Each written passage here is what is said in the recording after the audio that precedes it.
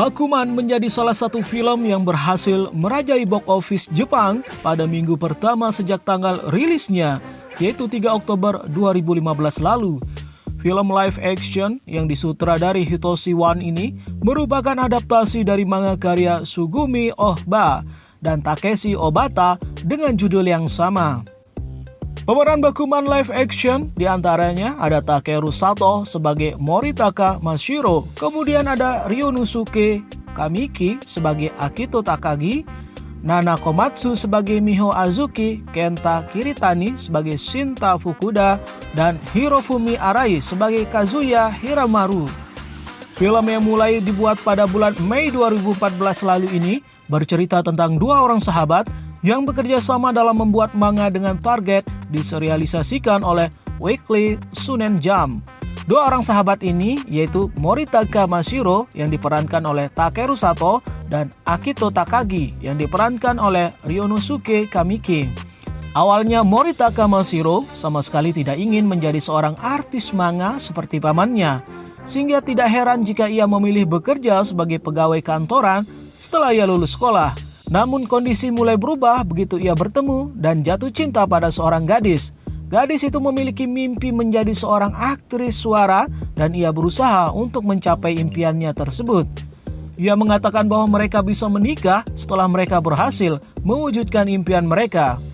Dari sana Moritaka Mashiro yang awalnya tidak ingin menjadi seorang mangaka justru menganggap bahwa impian dan keinginannya sebenarnya adalah bisa menerbitkan sebuah manga.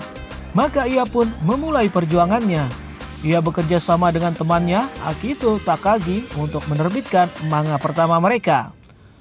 Entah apakah kisah ini merupakan kisah nyata orang yang dialami oleh dua orang pembuat manga Bakuman sendiri atau tidak. Yang jelas, film ini sangat direkomendasikan terlebih bagi kamu yang suka dan ingin menjadi mangaka. Terlebih lagi pencipta serial One Piece, Eiichiro Oda, juga memberikan pendapat positif mengenai film ini. Eiichiro Oda mengungkapkan bagaimana kesannya terhadap film Bakuman live action ini. Sebuah film yang harus ditonton karena kerealistisannya.